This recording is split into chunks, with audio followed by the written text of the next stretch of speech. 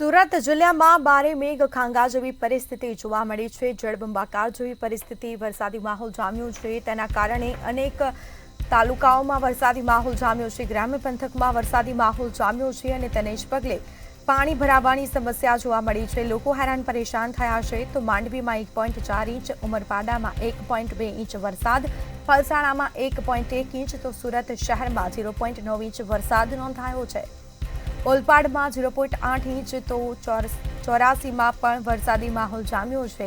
4 inch જેટલો વરસાદ ખાબક્યો છે।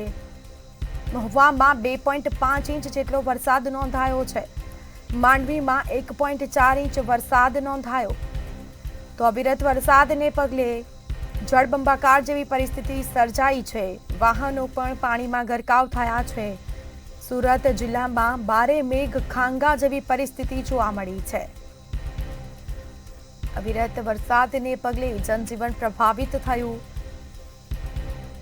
તો તાપી નદી પણ બે કાંઠે વહેતી થઈ છે। ગ્રામ્ય પંથકમાં પણ આજથી વરસાદી માહોલ જામ્યો છે। ગઈકાલે પણ સુરતના અનેક ગ્રામ્ય પંથકમાં વરસાદી માહોલ જામ્યો હતો। જિલ્લા સહિત ગ્રામ્ય પંથકમાં વરસાદી માહોલ જામ્યો છે। સંવાદદાતા નલિન ચૌધરી ફોન લાઈન પર જોડાયા છે। જી, સુરતમાં ધોધમાર વરસાદ વરસી રહ્યો છે। સતત 2 દિવસથી અવિરત વરસાદને પગલે સુરત શહેર પાણી થયું છે। કેવી છે પરિસ્થિતિ?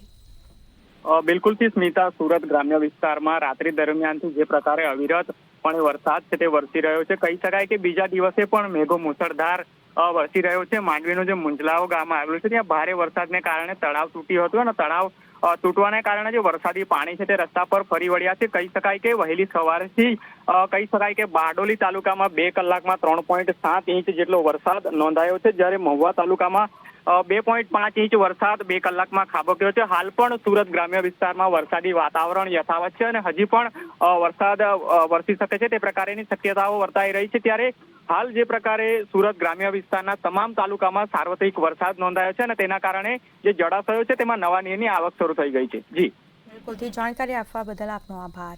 સુરત જિલ્લામાં ભારે મેઘ ખાંગા જેવી પરિસ્થિતિ જોવા મળી છે। અવિરત વરસાદને પગલે નદી નાળા છલકાયા છે તો રસ્તા ઉપર નદી વહેતી હોય તેવા દ્રશ્યો જોવા મળ્યા છે। તેના કારણે વાહન ચાલકોને વાહન ચલાવવું પણ મુશ્કેલ બન્યું છે।